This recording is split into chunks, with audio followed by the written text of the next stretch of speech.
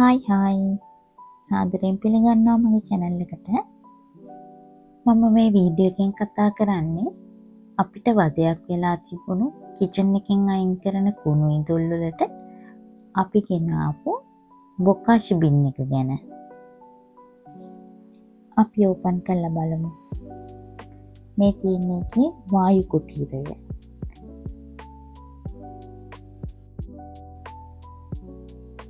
ඒක තියෙන්නේ මෙන්න මේ විදිහට.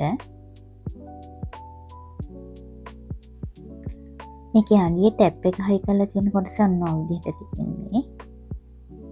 මේක තියෙන්නේ කුණු වල තියෙන අර දියර ද්‍රව්‍ය ටික පල්ලෙහාට වැක්කිරෙන්න. ඒක අපිට ඊට පස්සේ මේ ටැප් එකෙන් අරගන්න පුළුවන්. ඒ ගන්න දියරේ අපිට තනුක කරලා ශාක වලට යොදන්න පුළුවන් කොම්පෝස්ට් දියරයක් විදිහට. ඒක සතියට දෙපාරක් වගේ ගන්න පුළුවන්.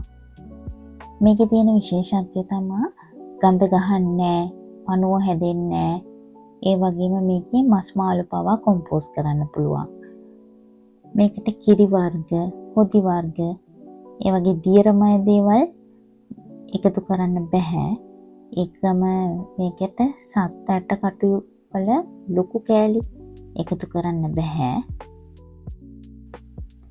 මේකට අපිට හම්බ වෙනවා මේ වගේ ස්ටාර්ටර් පැකට් 4ක්. ඒකම ස්ටාර්ටර් දාන්න ස්පූන් එකක් හම්බ වෙනවා. අපි මේ ගෙදරින් අයින් කරන කුණු ටික තට්ටු විදිහට තමයි බින් එකට එකතු කරන්නේ. ඒ තට්ටුවක් අඟලක් දෙකක් වගේ තමයි උඩරිම උස වෙන්න ඕනේ.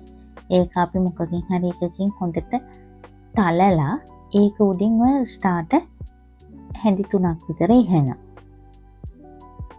බින් එක ගද්දිම මේ වගේ ලීෆ්ලට් එකක් හම්බ වෙනවා.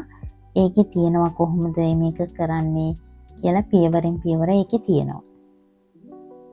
ඒකේ කියලා තියෙනවා මේක අවුවේ තියන්න එපා.